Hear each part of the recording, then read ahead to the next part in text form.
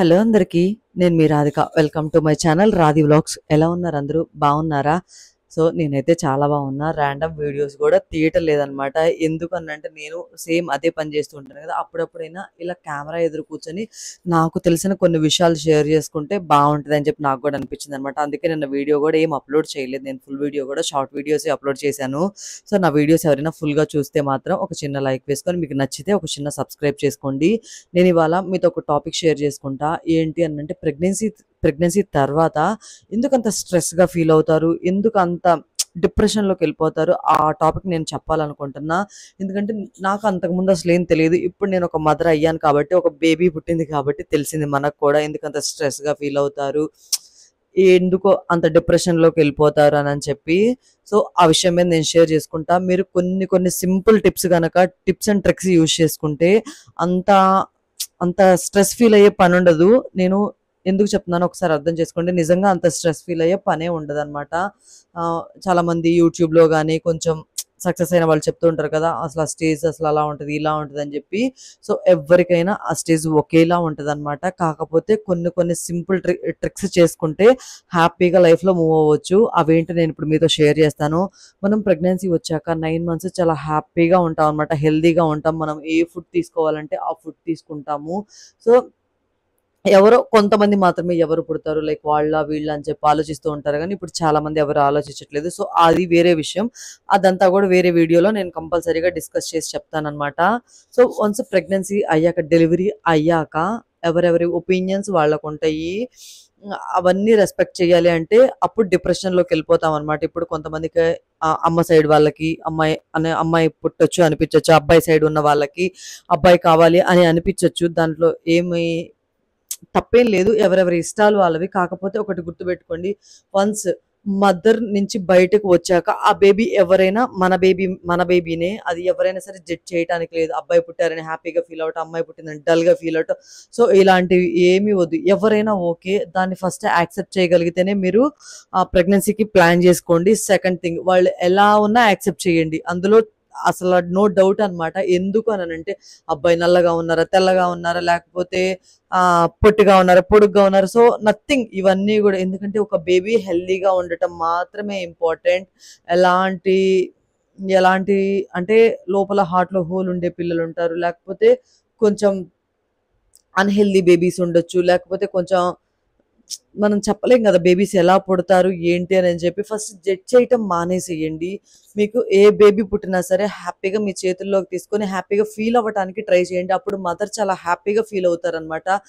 9 months కన్న తర్వాత అలా ఉంది, ఇలా ఉంది అననంటే ఆ తల్లికి ఏదో తెలియని బాధ అనిపిస్తది. అరే! 9 మంత్స్ ఇంత వెయిట్ చేస్తే వీళ్ళేంటి ఇలా మాట్లాడుతున్నారనేది ఆ మదర్‌కి ఖచ్చితంగా స్ట్రైక్ అవుతదనమాట. ఇంకో సెకండ్ విషయం ఏంటి అననంటే చుట్టూ ఉన్నవాళ్ళు ఫస్ట్ పోలికలు అలా ఉన్నాయి, ఇలా ఉన్నాయి, ఇలాంటివి కూడా జడ్జ్ చేయటం మానేయండి. ఏ మదర్ మూడ్ ఎలా ఉంటదో మనం చెప్పలేము. నీ పోలికలు లేవు, అచ్చం మా అబ్బాయి పోలికలే ఉన్నాయి. కొంతమంది హ్యాపీగా ఫీల్ అవుతారు. కొంతమంది ఏంటంటే అరే లేదా అని చెప్పి ఫీల్ అయ్యే ఛాన్స్ కూడా ఉండొచ్చు. మేనత్త పోలికలొచ్చాయి, మేనమామ పోలికలొచ్చాయి, అలా వస్తే అదృష్టం, ఇలా వస్తే అదృష్టం. సో, ఇలాంటివి చెప్పడం కూడా మానేసేయండి ఫస్ట్. ఆ 5 డేస్ ఆ హాస్పిటల్‌లో ఉన్న 5 డేస్ హ్యాపీగా ఉండండి. అలాగే అదే హ్యాపీనెస్ త్రూ ఔట్ ఆ బేబీని పెంచడానికి ట్రై చేయండి. మంచిగా పెంచడానికి ట్రై చేయండి. ఇలాంటివి పెట్టుకోవద్దు ఎప్పుడైనా సరే. ఇంకొకటి ఆహ్, పడిన వెం బేబీ పుట్టిన వెంటనే మిల్క్ రావాలని ఏం లేదు. బేబీ సక్ చేసే కొద్దీ మిల్క్ రావచ్చు. కొంతమందికి బేబీ ఎంత సక్ చేసినా మిల్క్ రాకపోవచ్చు. అందులో ఎలాంటి డౌటు లేదనమాట. ఒకవేళ బేబీ సక్ చేసినా మిల్క్ రాకపోతే అయ్యో! మిల్క్ రాలేదు. ఈ బేబీ ఎంత అన్‌లక్కీనో, తల్లిపాలు లేకపోతే ఎంత దురదృష్టమో ఇలాంటివన్నీ స్టాప్ చేయండి ఫస్ట్. ఒకవేళ తల్లిపాలు రాకపోతే ఇన్ కేస్ మాక్సిమం 100లో 90 పీపుల్స్‌కి వచ్చేసేస్తాయి. ఒక 10 మెంబర్స్‌కి రాకపోయే ఛాన్స్ కూడా ఉండొచ్చు. దాన్ని జడ్జ్ చేయటం మానేసి మీకు ఉన్నంతలో మిల్క్ పౌడర్ లేకపోతే మాక్సిమం ఏ డాక్టర్ అయినా మిల్క్ పౌడరే సజెస్ట్ చేస్తారు. ఆ మిల్క్ పౌడర్‌ని తెచ్చుకొని యూజ్ చేయటానికి ట్రై చేయండి. అంతేగాని అమ్ తల్లిపాలు పడలేదు, ఇంత ఖర్చవుతుంది, అంత ఖర్చవుతుంది ఇలాంటి మాటలు మానేయటం అనటం మానేయండి ఫస్ట్. అప్పుడు వాళ్ళు కొంచెం హ్యాపీగా ఫీల్ అవుతారనమాట. ఎట్ ద సేమ్ టైమ్ మంచి ఫుడ్ పెట్టడానికి ట్రై చేయండి. ఆ ఫుడ్ తినొద్దు, ఈ ఫుడ్ తినొద్దు ఇలాంటి రిస్ట్రిక్షన్స్ ఏమి ఇప్పుడైతే లేవనమాట. ఒకప్పుడు అంటే డాక్టర్స్ అవైలబిలిటీ లేక sorry at the same time doctors availability లేక, మంచి ఫుడ్ లేక, న్యూట్రిషన్ ఫుడ్ లేక, అవి తింటే ఏమవుతుందో, ఇది తింటే ఏమవుతుందో అనే ఉండేదన్నమాట. ఇప్పుడు అలాంటిది ఏం లేదు. మంచి ఫుడ్ పెట్టడానికి త్రూఅవుట్ ప్రెగ్నెన్సీలో ఏవైతే తీసుకున్నారో ఎట్ ద సేమ్ టైం అదే ఫుడ్ డెలివరీ అయ్యాక కూడా క్యారీ చేయొచ్చు. ఇబ్బంది ఏమీ లేదనమాట. మీకు మంచిగా ఫిష్ ఇలాంటివి తినడానికి, ప్రోటీన్ ఉన్న ఫుడ్ తినడానికి ట్రై చేయండి. మిల్క్ బాగా పడతాయి అనమాట. ఒకవేళ మిల్క్ లేకపోతే మిల్క్ పడకపోతే మీరేం చేస్తారంటే సఫిషియంట్ మీకు సరిపడా క్వాంటిటీ ఫుడ్ తీసుకోండి, సరిపోతుంది. అందులో ఎలాంటి ఇబ్బంది లేదనమాట. ఇంకొక విషయం ఏంటంటే పని పని చేయటం ఒక మాక్సిమం ఒక 3 to 4 months అయినా రెస్ట్ తీసుకోవడానికి ట్రై చేయండి. ఓన్లీ బేబీ ఫీడింగ్ కోసం అంతవరకు మాత్రమే చూసుకోండి.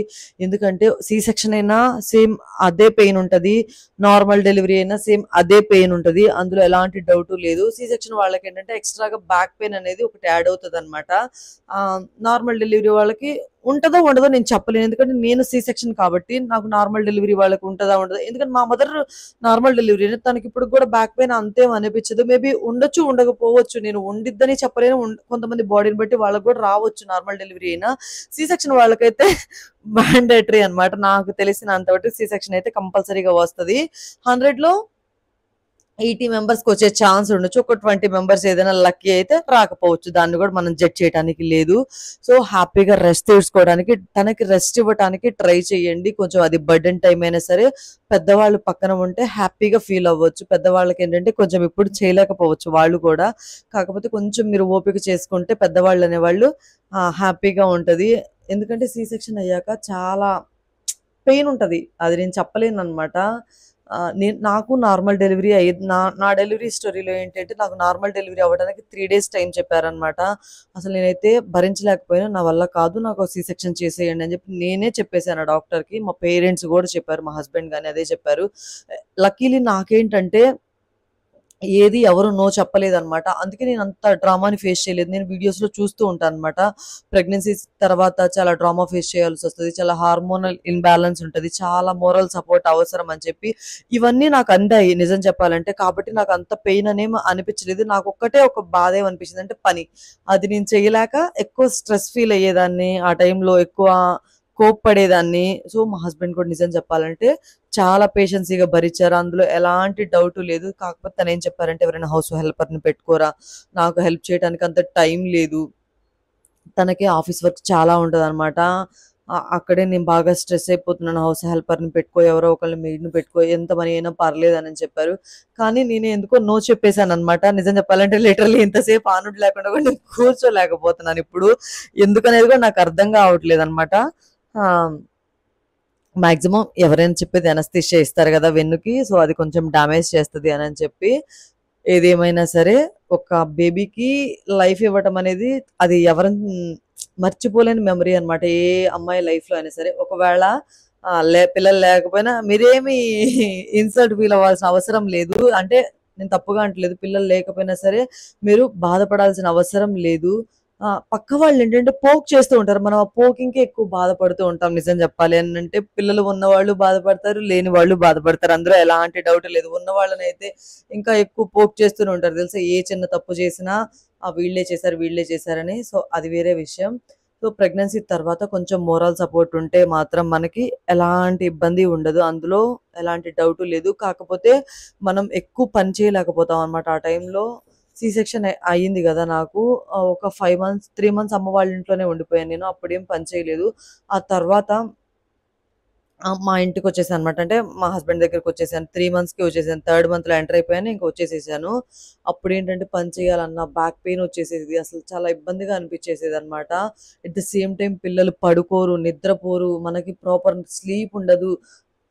ఎవ్రీ 2 అవర్స్‌కి ఒక్కసారి మిల్క్‌కి లెగుస్తూనే ఉంటారు. ఎట్ ద సేమ్ టైమ్స్ మా పాప అయితే మాత్రం త్రూఅవుట్ నైట్ మొత్తం మేలుకొనుండేది. డేలో పడుకునేది. డేలో పడుకుందామంటే నాకు అంతగా నిద్రొచ్చేది కాదనమాట. అలా స్లీప్‌లెస్ నైట్స్ ఉండటం వల్ల మెయిన్ ఎక్కువ స్ట్రెస్ ఫీల్ అవుతూ ఉంటాము. ఒకటి గుర్తుపెట్టుకోండి. మీరు ఎంత స్ట్రెస్ ఫీల్ అయినా, ఏం జరిగినా ఆ బర్డెన్‌ని పిల్లల మీద మాత్రం చూపిచ్చొద్దు. ఎందుకంటే అప్పుడు మనం విసుక్కోవటం గానీ, లైక్ ఇలాంటి ఫేసెస్ చూపిస్తూ ఉన్నామంటే మనల్ని చూసి మన పిల్లలు గూడా సేమ్ అలాగే చేస్తూ ఉంటారు. మనం ఎంత స్ట్రెస్ ఉన్నా గానీ హ్యాపీగా ఫీల్ అవుతూ ఉంటే వాళ్ళు గూడా చాలా హ్యాపీగా ఫీల్ అవుతారు. ఒకటి గుర్తుపెట్టుకోండి, హస్బెండ్ అండ్ వైఫ్ ఎప్పుడైనా సరే ఇద్దరు మేనేజ్ చేసుకోగలం అన్నప్పుడు మాత్రమే పిల్లల్ని కనాలి. లేదు ఒకళ్ళే మేనేజ్ చేయాలి అంటే అది చాలా కష్టంగా ఉంటది. అందులో ఎలాంటి డౌట్ లేదు. నిజం చెప్పాలి అంటే పాప త్రూఅవుట్ నిద్రపోయేది కాదు గదా! నేను 1 వరకు నిద్రపోయేదాన్ని. నైట్ 1, 1:30 వరకు నేను నిద్రపోయేది. 1:30కి మా హస్బెండ్ నిద్ర లేపేవాళ్ళనమాట. "లెగువురా 1:30 అయిపోయింది. నేను మార్నింగ్ ఆఫీస్‌కెళ్ళాలి" అని చెప్పి. సాటర్‌డే, సండే అయితే 1:30 వరకు ఉండేవాళ్ళు. 1:30 తర్వాత తను పడుకొని ఎర్లీ మార్నింగ్ 6, 7కి లేచి నన్ను మళ్ళీ నిద్రపోమ్మనేవాళ్ళనమాట. ఒకవేళ టిఫిన్ అయినా సరే తెచ్చుకునేవాళ్ళం. ఏదైనా బ్రేక్ చెయ్యకపోయినా బయట నుంచి తెచ్చుకొని తినే ఆప్షన్స్ చాలా ఉన్నాయి ఇవాళ. మీరు పిల్లల మీద మాత్రం ఆ ప్రెషర్‌ని చూపిచ్చొద్దు. At the same time delivery అయిన మనిషి పక్కన నిలబడి నీకు పాలు పడలేదు. ఒకవేళ పాలు పడిన పిల్ల తాగట్లేదు. సో, ఇలాంటి మాటలన్నీ మాట్లాడొద్దు. నాకసలు బేబీ అస్సలు సక్ చేయలేదనమాట. నాకు చాలా పెయినొచ్చేది. బ్రెస్ట్ పెయినొచ్చేది. మా హస్బెండ్ ఒకటే అన్నారు, "తాగితే ఓకే. తను సక్ చేసి తాగితే ఓకే. తాగలేకపోతే ఆల్టర్‌నేటివ్ ఆలోచిద్దాంరా. అందులో నువ్వు ఏడ్చి బాధపడాల్సిన అవసరం ఏమీ లేదని" చెప్పి చాలా మిషన్స్ తీసుకొచ్చాం. ప్రోబో మిషన్స్ అన్నీ ట్రై చేశాం. నాకు 3 మంత్స్‌లోనే పాలు మొత్తం పోయాయన్నమాట. అయినా కానీ నేనెప్పుడు లోగా ఫీల్ అవ్వలేదు. ఎందుకంటే మా హస్బెండ్ ఒకటే అన్నారు, "మనకు బేబీ ఇంపార్టెంట్. ఏది చేసినా బేబీని హెల్తీగా ఉంచుకోవచ్చు. 1 ఇయర్ మనం ఈ ప్యాకెట్ మిల్క్ పట్టుకొని తర్వాత హ్యాపీగా మనం మంచి ఫుడ్ మీద డిపెండ్ అవ్వచ్చు. అందులో ఎలాంటి డౌట్ లేదు. నువ్వు బాధపడి సీన్ చేయాల్సిన అవసరం ఏం లేదు. డిప్రెషన్ అవ్వాల్సిన అవసరం అంతకంటే లేదని" చెప్పారు. అది హ్యాపీ. ఇలా అందరికీ జరగాలని కూడా నేను చెప్పను. కానీ మోరల్ సపోర్ట్ అనేది చాలా ఇంపార్టెంట్. ఆ సపోర్ట్ ఉంటే మనం ఏదైనా చేయొచ్చు. మాకు ప్యాకెట్ మిల్క్‌కే చాలా ఖర్చయ్యేది. కానీ సేమ్ మేమైతే హ్యాపీగానే ఫీల్ అయ్యాం. చాలా ఖర్చయ్యేది గానీ, ఆ బర్డెన్‌ని మేమే తీసుకొని ఏదైనా సరే చేసేవాళ్ళమనమాట. మా హస్బెండ్ మెయిన్ చేస్తూ ఉండేవాళ్ళు ఏదైనా సరే. మేమైతే ఫస్ట్ 6 మంత్స్ లాక్టోజన్ యూజ్ చేసాం. తర్వాత నాన్‌ప్రో యూజ్ చేసాం. ఫస్ట్ 6 మంత్స్‌లో 3 మంత్స్ బ్రెస్ట్ మిల్క్ ఉండేవన్నమాట. ఫుల్ డే మాత్రం బ్రెస్ట్ మిల్క్ ఇచ్చేదాన్ని. అది కూడా ఎలా తీసి ఇచ్చేదాన్ననమాట బేబీకి. తను అసలు సక్ చేయలేదు. ఇంకా థర్డ్ మంత్‌లో అసలు పూర్తిగా పోయాయి నాకైతే మాత్రం. కానీ ఏది ఏమైనా సరే మోరల్ సపోర్ట్ ఉంటే ఖచ్చితంగా ఈ డ్రామా నుంచయితే ప్రెగ్నెన్సీ తర్వాత వచ్చే ఫేజ్ నుంచి మనం బయటపడొచ్చు. ఆ ఒక్క విషయాన్ని గుర్తుపెట్టుకోండి. ఎప్పుడైనా సరే హస్బెండ్ అండ్ వైఫ్ ఇద్దరం రెడీగా ఉన్నాం. బేర్ చేయగలుగుతాం. కొంచెం అమౌంట్ అయినా బేర్ చేయగలుగుతాం. లేదు కొంచెం పెయిన్ అయినా ఇద్దరం భరించగలం. తనకి నేను అండగా ఉంటాను అన్నప్పుడు హ్యాపీగా పిల్లల్ని కనేసేయొచ్చు. అది ఎట్ ద ఏజ్ ఆఫ్ 20 అయినా అవ్వచ్చు. ఎట్ ద ఏజ్ ఆఫ్ 40 అయినా అవ్వచ్చు. అందులో ఎలాంటి డౌట్ లేదు. Support is main important. అది పేరెంట్ సపోర్ట్ అవ్వచ్చు. హస్బెండ్ సపోర్ట్ అవ్వచ్చు. ఒకవేళ హస్బెండ్‌కి ఎక్కువ వర్క్ ఉండే ఛాన్స్ ఉంటే మాక్సిమం పేరెంట్స్ మంచిగా సపోర్ట్ ఇస్తే అమ్మాయి వాళ్ళ పేరెంట్స్, అబ్బాయి వాళ్ళ పేరెంట్స్ మంచిగా సపోర్ట్ ఇస్తే మాత్రం ఎలాంటి డిప్రెషన్‌లోకి వెళ్ళటం, పిల్లల మీద ప్రెషర్ చేయటం ఇలాంటివి ఏమీ ఉండవన్నమాట. సో, నాకు తెలిసినంత వరకు నేను మీకు మంచిగానే చెప్పాననే అనుకుంటున్నాను. ఒకవేళ మీరు ఏదైనా ఫేస్ చేసుంటే కింద కామెంట్ చేసి చెప్పండి. ఎడ్ నాకు కూడా పేరెంట్స్ కూడా మంచిగా సపోర్ట్ చేశారు. అమ్మమ్మ వాళ్ళు అందరూ మంచిగా సపోర్ట్ చేశారనమాట. ఇప్పుడైనా సరే అమ్మమ్మ వైజాగ్ వచ్చి ఉండేది. ఇక్కడ వెదర్ అనేది తనకి చేంజ్ అవ్వలేదు. మేము త్వరలోనే మూవ్ అవుతాం వైజాగ్ నుంచి గూడా. ఇంకొక 2 మంత్స్‌లో మూవ్ అయిపోతాం అనమాట. మాకు మాకు దగ్గరగా అప్పుడు విజయవాడ, గుంటూరులో ఉండేవాళ్ళం. అప్పుడు హ్యాపీగా అమ్మ వాళ్ళొచ్చి ఉండి హెల్ప్ చేసేవాళ్ళు. ఇప్పుడు మేము తొందరలోనే విజయవాడ మూవ్ అవుతాం అనమాట. సో, అప్పుడు అమ్మ వాళ్ళొచ్చి మంచిగా హెల్ప్ చేస్తారు. అలా హెల్ప్ చేస్తే ఎలాంటి డిప్రెషన్స్ ఉండవు. ఒకటి గుర్తుపెట్టుకోండి, పిల్లలు పుట్టాక వైఫ్ అండ్ హస్బెండ్ మధ్యలో గొడవలొచ్చే ఛాన్స్ చాలా ఎక్కువగా ఉంటది. పని చేయలేక, వర్క్ చేయలేక. అలాంటప్పుడు ఒకవేళ వైఫ్ అరిచినా గానీ కొంచెం మీరు బేర్ చేయండి. ఎందుకు అననంటే తప్పదు ఇంకా పిల్లలతో ఎంత స్ట్రెస్ ఉంటదంటే అంత స్ట్రెస్ ఉంటది. ఒక హాఫ్ అన్ అవర్ అయినా ఒక హస్బెండ్ భరించండి. మీకప్పుడు అర్థమవుతది. ఎంత పెయిన్ ఉంటదో. 1 అవర్ కూడా భరించలేరు మీరు నిజం చెప్పాలంటే పిల్లల్ని. ఒకవేళ బేర్ చేసేవాళ్ళైతే భరించొచ్చు. అందులో తప్పేం లేదు. ఇప్పుడు మా హస్బెండ్ కూడా సాటర్‌డే, సండే వస్తే నేను కంప్లీట్‌గా వదిలేస్తాను. ఇంక అందులో డౌటే లేదు. ఒకవేళ నాకు నైట్ నిద్రొస్తే ఇంక అంతే వదిలేసి నిద్రపోతాను. చూసుకోవాల్సిందే. ఎందుకు అననంటే ఇంక నాకు తప్పదు. నాకు ఆ నిద్ర నేను ఆపుకోలేననమాట. ఇంకా అలా హెల్ప్ చేసేవాళ్ళు ఉండబట్టే నేను కూడా ఇంత సాధ్విని అసలు ఒక దెబ్బ వేయకుండా పెంచుకుంటూ వచ్చాను. ఈ 1 ఇయర్‌లో హాస్పిటల్స్‌కి వెళ్ళటం గానీ, ఇంకా ఇలాంటివి ఏం జరగలేదనమాట దేవుడి దయ వల్ల. భగవంతుడు అన్నుంటే ఇంట్లో వాళ్ళ సపోర్ట్ ఉంటే ఏదైనా సాధించొచ్చు. అందులో ఎలాంటి డౌట్ లేదనమాట. నేను ఒకవేళ నిద్రొచ్చినా, ఇంకోటి ఏదైనా అయినా గానీ ఖచ్చితంగా హస్బెండ్ మీదే డిపెండ్ అయిపోయి తనకిచ్చేసి వెళ్ళిపోతాననమాట. ఇంక అందులో డౌట్ ఏం లేదు. ఒకవేళ నేను బయటికెళ్ళాల్సొచ్చినా గానీ పాపని చూసుకొని నేను బయటికెళ్తాను. ఒక హాఫ్ అన్ అవర్ అలా రిఫ్రెష్ అయ్యి వస్తానని చెప్పి ఎళ్ళిపోతాననమాట అంతే. మోషన్‌కెళ్ళి ఏం జరిగినా మీరు పిల్లల్ని హస్బెండ్ అండ్ వైఫ్ ఇద్దరం మేము బేర్ చేయగలం అనుకున్న క్షణంలో హ్యాపీగా మీరు పిల్లల్ని కనొచ్చు. అందులో ఎలాంటి డౌటు లేదు. నేనైతే కొంచెం మాత్రమే డిప్రెషన్ ఫీల్ అయ్యాననమాట. అది కూడా పని విషయంలోనే చేసుకోలేక ఫీల్ అయ్యేదాన్ని. అంతకు మించి ఇంకా ఎలాంటివి ఏమి లేదనమాట. అంతకు మించి నేనంటూ ఫీల్ అయింది లేదు. మా హస్బెండ్ కూడా కొన్ని కొన్ని హెల్ప్ చేసేవాళ్ళు. బయట పని మొత్తం చూసుకుంటారనమాట. నా పెళ్ళైన డే 1 నుంచి కూడా బయట చిన్న పాల ప్యాకెట్‌తో సహా తనే తీసుకొనొస్తారు. నేను నేను కూడా సెపరేట్‌గా ఆర్డర్ ఏం చేసుకోను. తనే తీసుకొస్తారు. తనే ఆర్డర్ చేయాల్సిందే. సరుకు ఒక డీమార్ట్‌కి మాత్రం రిఫ్రెషింగ్ కోసం నేనే వెళ్తాను అంతే. కూరగాయలు తీసుకురావటం ఇంకేదైనా తనే తనే చూసుకుంటారు. డీమార్ట్ కూడా లిస్ట్ ఇస్తే తనే తీసుకొస్తారు. కాకపోతే ఏంటంటే కొంచెం నాకు కూడా రిఫ్రెష్ అయ్యినట్టు ఉంటదిలే అని చెప్పి వెళ్తాను. ఇద్దరం కలిసే వెళ్తామనమాట వెళ్ళాల్సొస్తే డీమార్ట్‌కలా. ఆహ్, రేర్ కేసెస్‌లో నేను ఒక్కదాన్ని వెళ్తా అంతే. అంతకు మించి నేను ఒక్కదాన్ని కూడా వెళ్ళను. సరుకుల కోసమైనా ఇద్దరం వెళ్లి తీసుకొనొస్తామనమాట. అలా సపోర్ట్ ఉంటే మాత్రం హ్యాపీగా ఫీల్ అవ్వచ్చు. చూసారా నేను ఎంతసేపు కూర్చున్నా గానీ నాకు కొంచెం బ్యాక్ పెయినే అనిపిస్తుంది. ఇలా అనుకోవాల్సొస్తదనమాట నాకు కూడా. సో, బ్యాక్ పెయిన్ తగ్గడానికి ఏదైనా సజెషన్స్ ఉంటే కొంచెం కామెంట్ బాక్స్‌లో తెలియచేయండి. నా వీడియో ఎలా ఉంది? ఏంటి? అనేది ఒక చిన్న కామెంట్ రూపంలో తెలియచేసి ఏదన్నా ఒకవేళ నాకు తెలియకుండా నేనేదైనా మిస్టేక్ మాట్లాడితే మీకు కొంచెం నొప్పించనిపిస్తే ఒక చిన్న సారీ నా తరపు నుంచి. నచ్చితే like, share, subscribe to my channel. Thanks for watching. Bye guys.